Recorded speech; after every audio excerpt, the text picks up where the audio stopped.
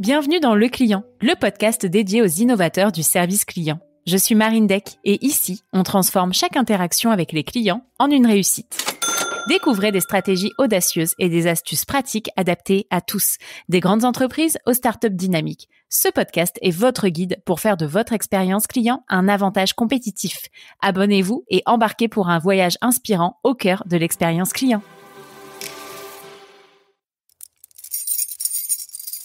Ces clés, ce sont celles de votre satisfaction client. Bienvenue dans la boîte à outils du client, votre accélérateur de croissance centré client.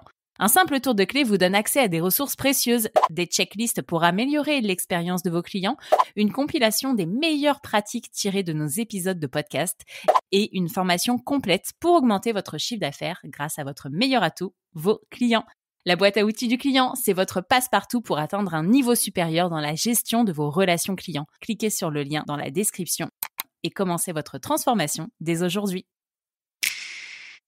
Bonjour à toutes et à tous et bienvenue pour un nouvel épisode du Client. Aujourd'hui, j'ai le plaisir d'être avec Marcus Lehambre. Marcus est VP Customer Experience chez Shine. Bienvenue Marcus. Bonjour Marine, merci de m'accueillir sur ce podcast. Avec grand plaisir Marcus. Alors Shine, pour celles et ceux qui ne connaissent pas, c'est le compte pro 100% en ligne conçu pour simplifier la vie des professionnels et on en a bien besoin. Vous avez été élu service client de l'année dans la catégorie banque en ligne des entreprises en 2024 et aujourd'hui, vous êtes 300 personnes. Est-ce que j'ai tout bon Marcus sur le pitch de Shine ? C'est parfait. On cherche à alléger la charge mentale des entreprises. Et croyez-moi, ça y en a beaucoup. Pour l'anecdote, chez Shine, on est beaucoup à les comprendre parce qu'on est phobique administratif. Donc, pour cette raison qu'on a vraiment à cœur cette mission.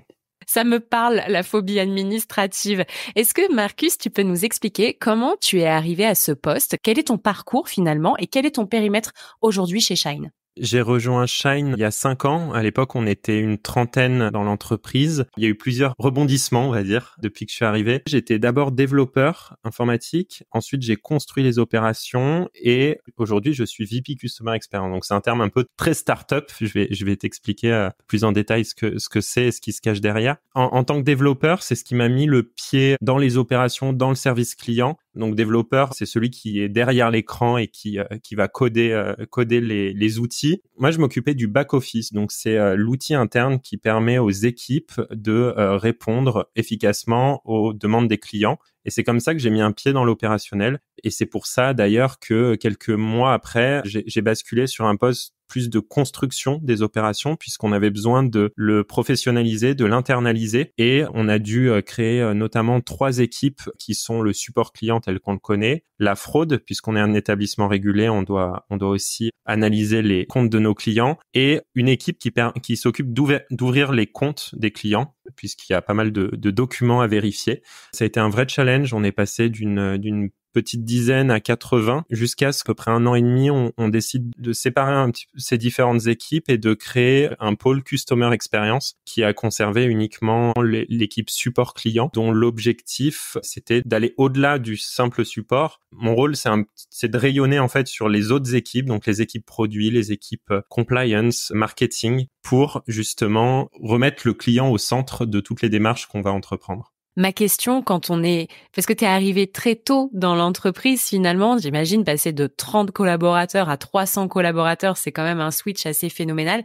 Je pense que la question principale sur cet épisode, c'est comment est-ce qu'on fait pour scaler et pour améliorer la réactivité des équipes relations clients ? Vous, concrètement, c'était quoi votre défi ? Qu'est-ce que vous aviez envie de faire d'un point de vue customer care ? Ça a été un vrai défi, je te cache pas, parce qu'on a voulu... Il y a 3 enjeux principaux qui permettent d'améliorer à la fin la qualité de l'expérience qu'on délivre aux clients. Donc, le premier enjeu auquel on s'est confronté, c'est la scalabilité. Donc, la scalabilité, c'est comment faire pour que l'équipe puisse grossir à mesure que on acquiert de nouveaux clients, sans pour autant exploser en nombre, parce que c'est sans être proportionné à ton acquisition client finalement. Exactement. C'est que du coup pouvoir absorber plus de clients, potentiellement du coup plus de flux, plus de tickets, sans que ta masse salariale elle explose derrière. Je pense que c'est l'enjeu de beaucoup d'entreprises. Nous, pour ça, on suit le taux de contact. J'ai une mesure qui permet de mesurer le nombre de conversations entrantes par client actif, finalement. Tu peux donner ce taux de contact ? Il est autour de 15%, je crois, des utilisateurs actifs qui vont nous contacter.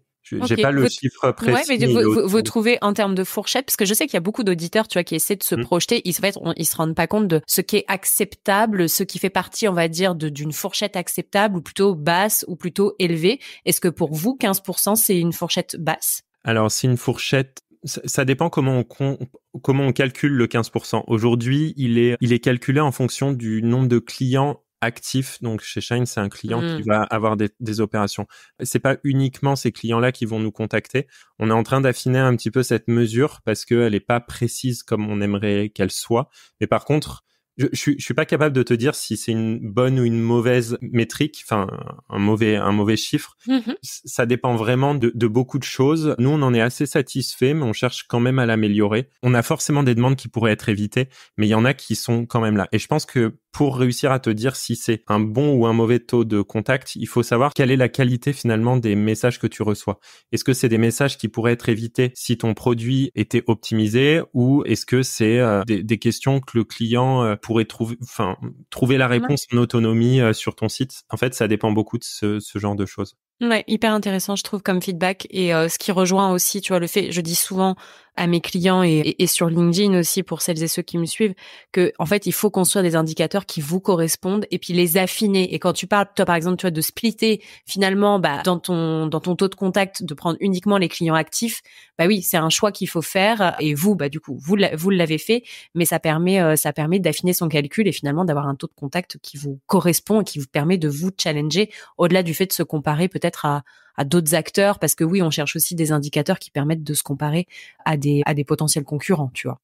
Ouais, c'est ça. Et de toute façon, ton taux de contact, c'est important de le mesurer pour éviter qu'il augmente. Mais par contre, si tu veux scaler ton équipe, tu vas devoir quand même le diminuer.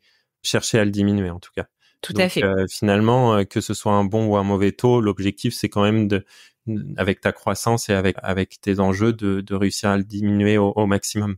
Carrément. Et ce qui nous ramène finalement à ton premier enjeu. C'était quoi ton deuxième enjeu ensuite?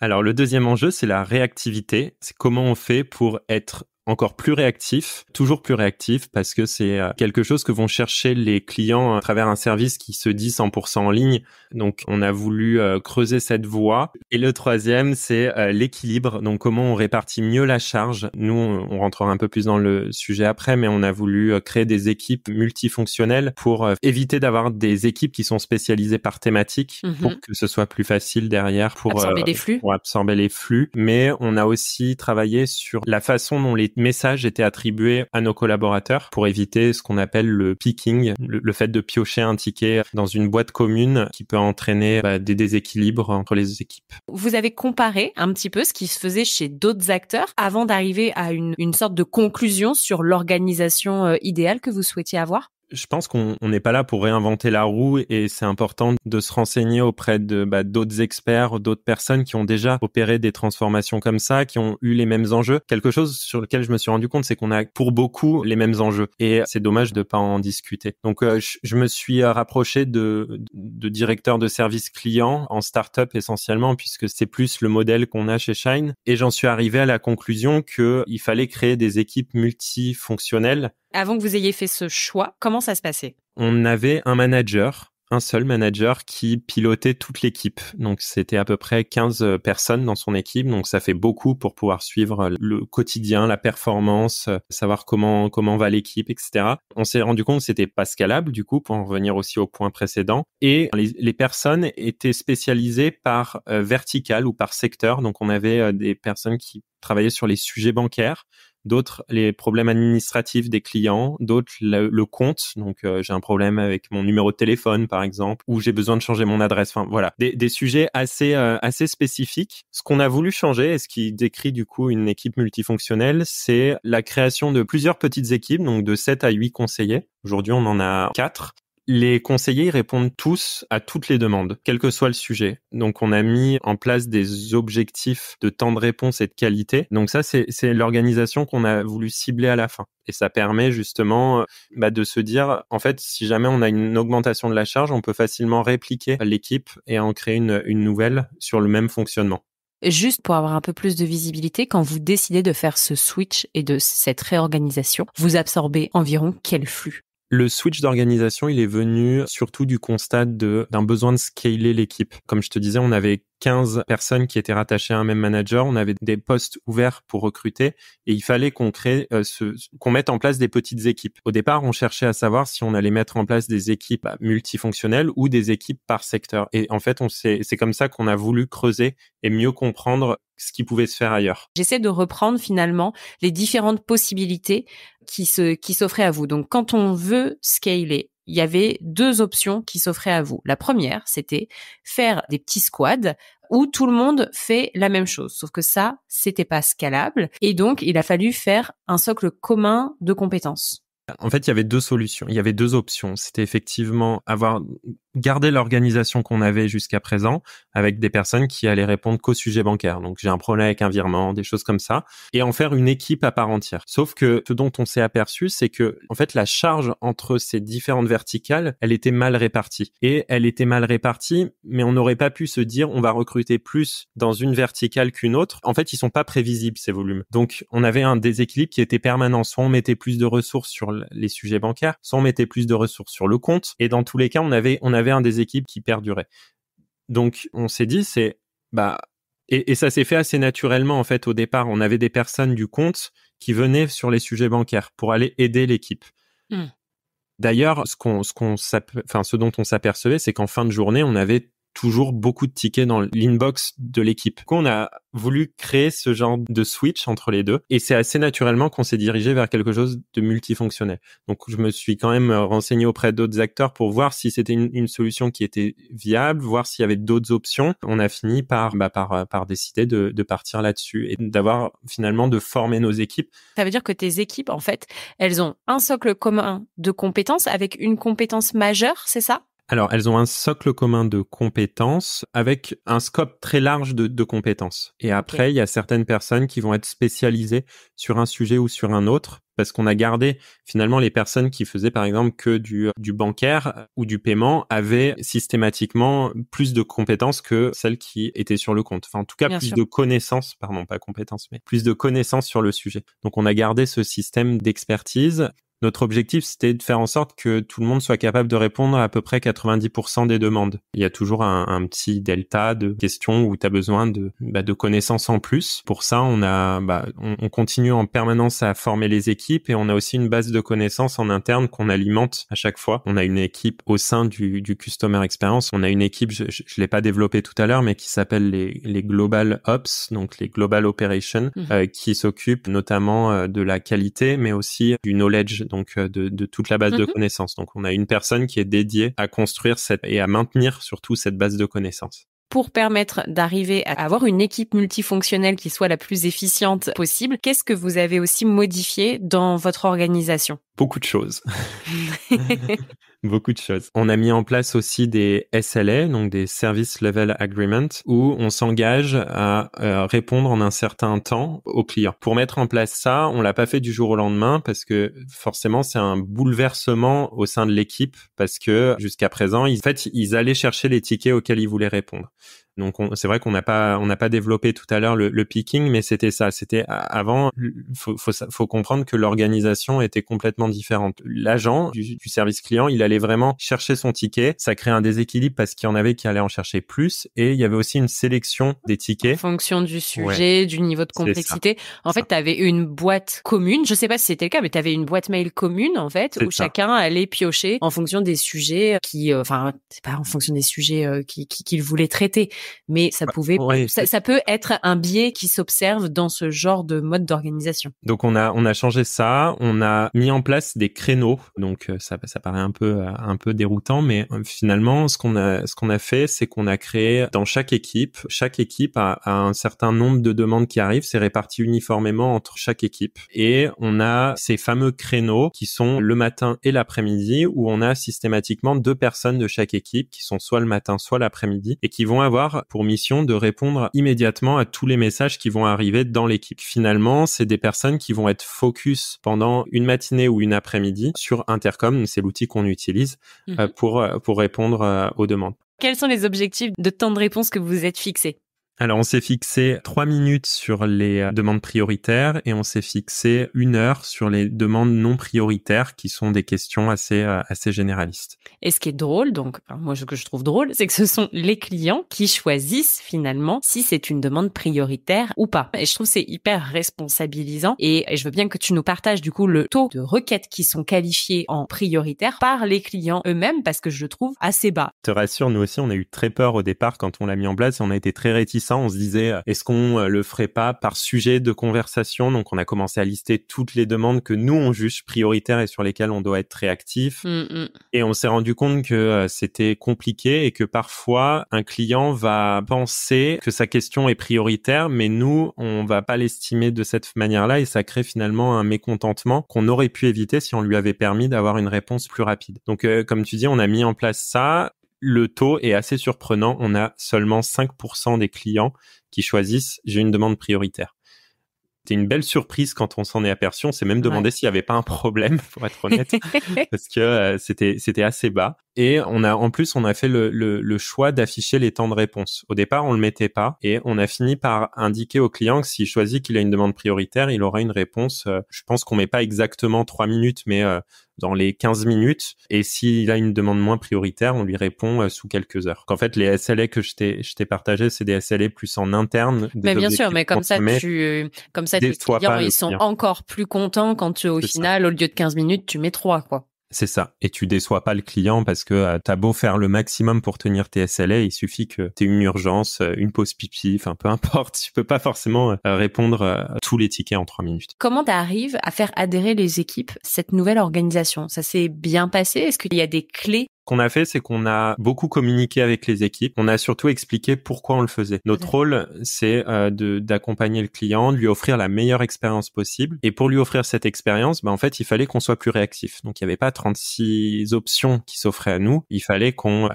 réponde plus vite aux demandes. On n'a pas seulement ajouté des contraintes. On a aussi répondu à des points qui étaient soulevés en interne, qui notamment étaient liés à un mauvais équilibrage, à avoir beaucoup de tickets en fin de journée. C'était pas top de finir sa journée comme ça. Enfin, en fait, on a essayé à travers cette transformation de répondre aussi à des enjeux que l'équipe avait. Et c'est ça qui a permis d'avancer tous dans la même direction. Il y a un deuxième point que tu as abordé et que je connais pas, enfin une notion que vous avez ajoutée et que je ne connais pas, c'est round robin. Qu'est-ce que c'est? Round robin, ouais, c'est Intercom le traduit en tourniquet. Alors, Alors, explique-moi qu'est-ce que c'est que ce tourniquet. Alors, ce tourniquet, ça permet finalement aux personnes qui sont sur leur créneau de recevoir les tickets dans leur boîte personnelle. Enfin, les tickets, quand je dis tickets, c'est les messages entrants des clients dans leur boîte personnelle, sans avoir à aller justement les piocher dans la boîte commune. Donc en fait, ça permet, eux, ils ont simplement à se concentrer sur leur boîte, donc leur boîte mail, enfin nous on appelle ça une inbox, et ça simplifie beaucoup de choses parce que ça répartit de façon uniforme les demandes et ça évite que à la fin on se retrouve avec des messages qui n'ont pas été répondus ou qui ont été sélectionnés pour leur simplicité ou parce que la personne est plus à l'aise avec cette demande. La conclusion aujourd'hui, après avoir fait toute cette transformation, quels sont les résultats? Est-ce que ça marche? Ça marche, sans surprise. Bonne nouvelle. Alors, donne-nous une visibilité, je dirais, d'un point de vue à la fois client et d'un point de vue collaborateur. Quels sont les bénéfices de ce switch organisationnel? Oui, bien sûr. Côté client, ce qui change, c'est le premier point, on l'a évoqué tout à l'heure, c'est le fait qu'il puisse choisir la priorité de sa demande. Ça a retiré beaucoup de friction client sur le manque de réactivité, puisqu'il peut choisir à quel moment il veut obtenir une réponse. Et finalement, notre réactivité, elle a été divisée par 4. Donc, ce qui est énorme en changeant justement cette organisation, sans augmenter le nombre de collaborateurs par demande. C'est-à-dire que forcément, on a continué à recruter, mais parce qu'on avait aussi de plus en plus de volume et de besoins. Mais disons que cette organisation n'a pas réduit une mesure qu'on suit beaucoup, qui est le nombre de conversations par agent par jour. C'est une mesure qui est à mes yeux très importante puisqu'elle permet vraiment de prévoir le nombre d'agents dont tu vas avoir besoin, de prévoir aussi ta projection. Par exemple, si dans un an tu décides d'augmenter de temps ton nombre de clients, en fait, grâce aussi au taux de contact, tu peux faire en fait un lien entre les différentes briques. Tu te dis, t'as un meilleur outil de pilotage en fait, tout exactement. simplement, parce que sinon tu vois pas clair du tout, quoi. C'est un peu le bazar quand même. C'est ça. Et est-ce que les collaborateurs ont une inbox 0 tous les soirs? Oui, et ça c'est le grand changement aussi, parce que c'est au-delà de l'inbox 0 par collaborateur, je pense que en fonction de la façon dont chacun s'organise, il peut rester des demandes, notamment quand tu mets en attente un client ou quand tu mets en attente un message.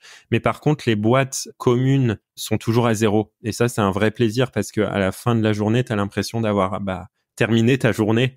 Alors que quand tu as encore des volumes, etc., ça te met dans une position qui est pas forcément agréable et tu appréhendes le lendemain matin souvent. Et tu penses que cette transformation organisationnelle, c'est ce qui vous a permis notamment d'être élu service client de l'année dans la catégorie banque pour les entreprises? Alors je pense que ça y a contribué, notamment sur la réactivité qui est un des critères du concours, mais pas que, parce que en fait, élu service client de l'année, il y a de nombreux critères. Il y en a un qu'on n'a pas forcément évoqué, qui est le téléphone, qui est un canal qu'on exploitait peu jusqu'à présent, c'est-à-dire qu'on était beaucoup sur de la prise de rendez-vous téléphonique, donc le client pouvait prendre un rendez-vous au moment qu'il souhaitait, et ça permettait aux équipes, en fait, de se renseigner d'abord sur le problème potentiel du client. Et ça a beaucoup de valeur parce que quand on fait de l'écrit, en fait, on a une appréhension, pas tout le monde, mais assez généralement du téléphone, parce que on n'est pas habitué à gérer, par exemple, un client qui serait mécontent ou qui a quelque chose auquel on ne saurait pas répondre immédiatement. Oui, parce que là, tu es en direct et en plus, tu te prends la charge énergétique en pleine face, quoi. Exactement. Donc, c'est un changement qui a été assez important parce que historiquement, les clients, ils exprimaient pas forcément le besoin de nous appeler. On a notamment développé le téléphone parce que la cible des entreprises qui rejoignaient Shine a évolué, mais ça s'est fait de façon assez naturelle et on s'est surtout aperçu que, en fait, c'est pas le même métier de prendre des appels entrants que de répondre à un client par mail. Disons que tu peux très difficilement lier les deux. Ça se fait, hein, il y a beaucoup d'entreprises qui le font. Moi, je trouve que c'est assez particulier parce que d'un côté, tu vas gérer un stock de mails et de l'autre, tu vas forcément pouvoir assurer un suivi auprès du client. Donc, si on te rajoute 2 tâches, donc tu as à la fois l'écrit et en plus le téléphone, en fait, il y a aucun moment où tu peux assurer le suivi de tes clients. Enfin, en fait, ça te génère beaucoup de charges finalement. Donc, ce qu'on a décidé de faire, c'était de recruter une nouvelle équipe qui est axée exclusivement sur les appels entrants. Ce canal-là, il est ouvert à tous les clients, à une certaine partie de votre portefeuille client. Comment vous avez arbitré ça? Alors, il est ouvert à tous les clients. Il est ouvert à tous les clients qui souhaitent nous appeler lorsqu'ils démarrent leur inscription. Donc, c'est l'avant-vente, on appelle. Donc, il est accessible depuis notre site internet. Et pour les clients qui sont actifs, il est mis en avant dans le centre d'aide lorsque tu as une question sur et que tu souhaites nous contacter, tu trouveras également le numéro de téléphone. Il est moins mis en avant que le support écrit, mais il est mis en avant notamment pour les clients qui sont sur des abonnements professionnels et business. On le met volontairement plus en avant que pour les clients qui ont un abonnement moins cher, parce que c'est aussi une valeur différenciante pour les autres. Bien sûr. En tout cas, il est bien accessible à tout le monde. Ok, très clair. Et quelle est ta problématique maintenant? Il y a 2 challenges auxquels on fait face. Le premier, c'est de mieux comprendre les besoins des très petites entreprises et des petites et moyennes entreprises. Notre cible de clients, elle évolue. Au départ, on s'occupait beaucoup des indépendants et aujourd'hui, on va plus sur les entreprises qui ont plusieurs salariés. Enfin, on garde évidemment les indépendants, mais on essaye d'étendre cette cible sur ces entreprises-là. Et on s'est aperçu que certains entrepreneurs avaient besoin d'un accompagnement et d'un suivi qui était un petit peu différent de ce qu'on offre aujourd'hui. Donc, on est en train d'explorer plusieurs pistes pour voir ce qu'on peut faire vis-à-vis de ça. Ça, c'est le premier enjeu qu'on poursuit. Et le deuxième, c'est de mieux communiquer sur nos valeurs de service client. en fait, les valeurs qu'on veut dégager à nos clients. Parce qu'on a mis en place beaucoup de choses. Le fait d'avoir notamment ces petites équipes, un client, il va se retrouver dans une équipe de 7 à 8 conseillers et il ira pas sur une autre équipe. Donc, en fait, ça permet de créer une relation humaine plus proche que de se dire, OK, j'ai rejoint un service en ligne, mais en fait, je sais pas, il y a peut-être 300 conseillers qui vont traiter ma demande, mais il n'y a pas de proximité. Et en fait, le fait d'avoir mis ça en place, ça répondait aussi à cet enjeu de conseiller bancaire, parce que c'est quelque chose qui est assez recherché par les clients de façon générale. Donc, on essaye de créer cette proximité, cet élément de réassurance. En fait, là, t'es un peu en happy few, quoi. Ouais, c'est ça. En fait, on s'est aperçu que un conseiller par client, c'était pas forcément gage de qualité parce que finalement, que cherchent nos clients, c'est la réactivité. Et quand tu as un conseiller pour un client, t'as pas cette réactivité. Donc, on a essayé de mêler un petit peu les deux. C'est ce qui nous permet aussi de répondre 7 jours sur 7, même le dimanche, le samedi, à nos clients. On a une forte réactivité, comme on disait tout à l'heure, et on retrouve peu en banque tradi. On le retrouve dans certaines agences, mais c'est quand même assez rare. Et quand on écoute les entrepreneurs ou même les particuliers, si on prend le secteur bancaire plus largement, c'est assez rare d'avoir une réactivité de 5 minutes sur un email. Ça n'existe pas, en fait. Je n'ai pas osé. Et voilà. Donc, en fait, c'est communiquer plus sur nos valeurs. Je pense qu'on a aussi la chance, et c'est un choix qu'on a fait depuis le départ, c'est d'internaliser nos équipes qui sont basées en France. C'est vrai qu'on en a pas parlé de ça, mais du coup, vous avez un full interne. Ouais, full interne. On le fait parce qu'on pense que on a une belle culture d'entreprise et qu'on veut aussi que ça se reflète à travers nos conseillers et parce qu'aussi on est fiers de pouvoir recruter et pouvoir avoir une super équipe en interne et on veut pas que ça change. Donc c'est aussi un facteur de confiance. Enfin, en fait, c'est plein de petites choses sur lesquelles il faut qu'on communique plus parce qu'aujourd'hui, tu es client Shine, tu sais pas tout ça. Tu le sais pas forcément. Tu peux le savoir si tu creuses, mais disons que c'est pas mis en avant. Et on en a besoin pour fidéliser le client, mais aussi pour valoriser les équipes qui travaillent dur et avec beaucoup d'intérêt sur tous les jours pour les servir. Bien sûr. Et tu penses pas que le élu service client de l'année concourt finalement aussi à faire savoir aux clients que vous avez fait toute cette démarche organisationnelle? Si, bien sûr. C'est un premier pas, mais disons que quand ça répond pas à tous les enjeux, notamment les enjeux de proximité. En fait, ce que ça te dit, c'est qu'on a un bon service client. Mais nous, on veut aller un peu plus loin, on veut communiquer plus dessus. On arrive à la fin de notre premier épisode sur la scalabilité et la réactivité du service client.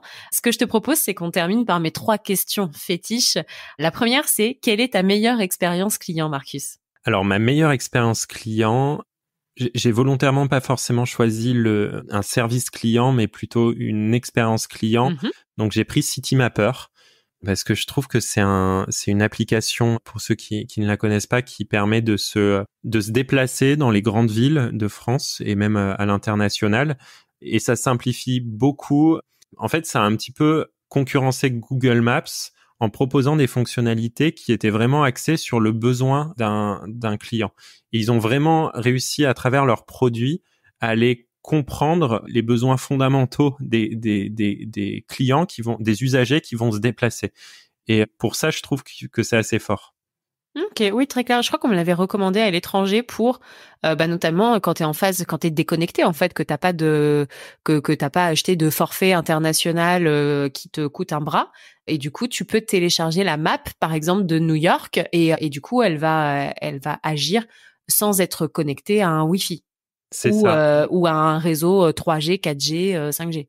Alors, j'ai pas personnellement essayé le mode hors connexion, mais je sais notamment que elle permet aussi, quand tu prends le métro, par exemple, de savoir quelle est la sortie la plus optimisée pour éviter que tu perdes plusieurs minutes à marcher. Bon, après, on peut aussi prendre le temps de faire les choses, mais ce que je veux dire par là, c'est quand même, ça permet d'optimiser un petit peu son temps et finalement de mieux appréhender les transports. Oui, je suis d'accord. Et à l'inverse, quelle est ta pire expérience client, Marcus? Alors, je sais pas si on peut le dire, mais puisque tu le poses la question, non, moi c'est Canal+. Canal+, pour 2 raisons. La première, c'est lorsque tu n'es pas abonné Je parle pas en tant qu'abonné, je parle en tant que non abonné, et que tu vois un reportage qui te plaît et qui est disponible sur Canal+. En fait, ça m'est arrivé une fois et c'était horrible comme expérience. En fait, j'ai vu qu'il me fallait tel abonnement pour regarder cette série, et finalement, c'était pas le bon une fois que j'avais souscrit, parce que leur message était pas clair. Enfin, en fait, ça te redirige sur plein de pages différentes. Ce qui mène au deuxième problème, c'est comment on se désabonne. En fait, c'est impossible de se désabonner de Canal+, ou alors c'est très compliqué. Et rien que pour ça, en fait, j'ai pas trouvé l'expérience très positive. J'ai dû batailler pour pour annuler mon abonnement. Et là, pour le coup, j'étais en lien avec le service client, et c'est pareil, c'est pas très fluide comme expérience. Après, c'est très personnel. Ouais, non, mais je comprends. Très clair. Et dernière question, Marcus, qui est-ce que tu aimerais entendre parler de relations clients, d'expérience client sur ce podcast? Alors moi, j'aime beaucoup, et ça m'a beaucoup aidé quand j'ai sondé un petit peu les différentes entreprises qui pouvaient proposer qui pouvaient m'aider à construire à opérer cette transformation. Et j'ai beaucoup aimé le modèle d'intercom. Alors, j'ai pas d'interlocuteur comme ça là à te donner, mais en tout cas, je trouve que c'est une très belle boîte qui a réussi à construire une super entreprise avec un super produit, et ils ont un très bon service client il y a beaucoup d'articles dont je me suis inspiré sur leur blog et qui permet justement de creuser un petit peu tout ça. Donc, je trouve que c'est une très belle boîte. Ok, très clair. Eh ben, merci beaucoup, Marcus, pour ce partage. Merci pour tous tes insights. J'espère que ça va donner, et j'en suis sûre d'ailleurs, plein de clés pour nos auditeurs et nos auditrices qui souhaitent améliorer leur service client. Ensemble, on a prévu un second épisode. Oh, j'arrive plus à parler. Ensemble, on a prévu un second épisode, coup de boost, et du coup, on va parler de la méthodo pour atteindre l'inbox 0 de façon durable. J'ai hâte de pouvoir diffuser cet épisode. Merci à toi, Marcus, pour ce moment. J'espère que tu as passé un bon moment réciproquement, du coup, avec moi. Merci Marine, c'était super. Avec grand plaisir, Marcus. À très vite, du coup, pour le coup de boost. À bientôt. Et voilà les amis, merci d'avoir écouté l'épisode. Si il vous a plu et que vous avez quelques secondes, je vous propose de partager ce que vous avez retenu de l'épisode sur vos réseaux sociaux, mais vous avez aussi la possibilité de nous noter 5 étoiles sur Apple Podcast. Le fait de mettre ces 5 étoiles et un commentaire, ça va booster l'algorithme. Et pour finir, je vous rappelle que si la boîte à outils du client existe, c'est parce que c'est le produit dérivé du podcast et c'est ce qui nous sert à financer la création du podcast, puisque vous l'avez probablement vu, le podcast n'est plus sponsorisé. Donc c'est la source de financement principale et c'est aussi bien évidemment un formidable outil à utiliser au quotidien. Je vous souhaite une très belle journée et je vous dis à très vite pour un nouvel épisode.